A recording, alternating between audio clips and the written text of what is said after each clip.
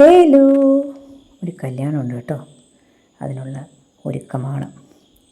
കുറച്ച് പഴയ സാരിയാണ്, പക്ഷെ പുതിയ ബ്ലൗസൊക്കെ തയ്ച്ച് അങ്ങ് സെറ്റാക്കി.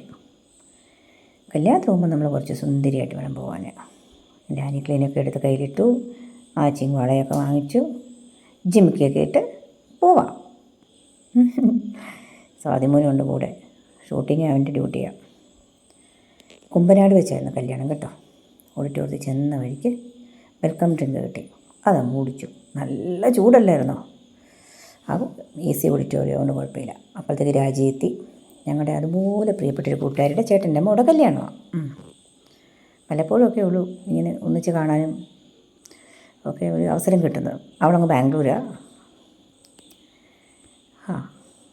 കിട്ടുന്ന അവസരം ഒന്നും ഞങ്ങൾ പാഴാക്കത്തില്ല. അപ്പോൾ ഫോട്ടോ എടുക്കും. അത്യാവശ്യം വലിപ്പമുള്ളൊരു ഓഡിറ്റോറിയമായിരുന്നു. എല്ലാം നല്ല നൈസായിരുന്നു. AC ആയതുകൊണ്ട് വേർത്ത് കുളിച്ചിരിക്കേണ്ട ആവശ്യം വന്നില്ല. കണ്ടോ, വധൂവരന്മാർ വന്നപ്പോഴത്തെ ഒരു സീനായത്. കാണാനൊക്കെ നല്ല ഭംഗിയായിരുന്നു. പക്ഷേ അത് കഴിഞ്ഞിട്ട് ഇതാ വേർത്ത് വീണ പേപ്പറെല്ലാം പൊക്കി കളയണ്ടേ. പ്രശ്നം എന്ന് വെച്ച് കഴിഞ്ഞാൽ ഇത് വേർത്ത് കഴിഞ്ഞാൽ ഉണ്ടല്ലോ, അതിൻ്റെ കളർ നമ്മുടെ സാരിയിലൊക്കെ പറ്റും. ലൈവ് പാട്ടും കച്ചേരിയും കാര്യങ്ങളൊക്കെ ഉണ്ടായിരുന്നു. സംഭവം കളർഫുള്ളായിരുന്നു കേട്ടോ. നല്ല ഭംഗിയായിരുന്നു. കണ്ടോ, നല്ല ഭംഗിയുണ്ടേ. Made for each other.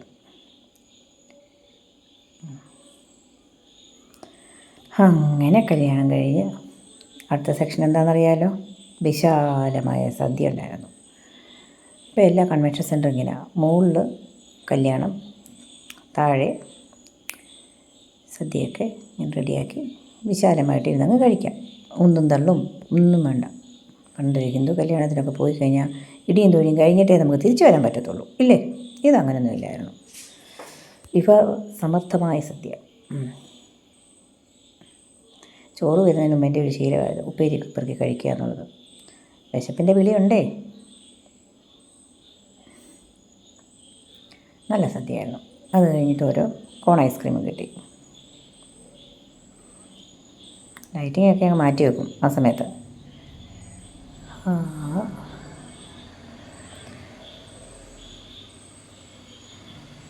രഞ്ജിനിയുടെ അമ്മയും ചാച്ചനെയൊക്കെ കണ്ട് ഞങ്ങൾ സംസാരിച്ചു. ഇതാ രഞ്ജിനി കേട്ടോ, തിരിച്ചു പോരുക.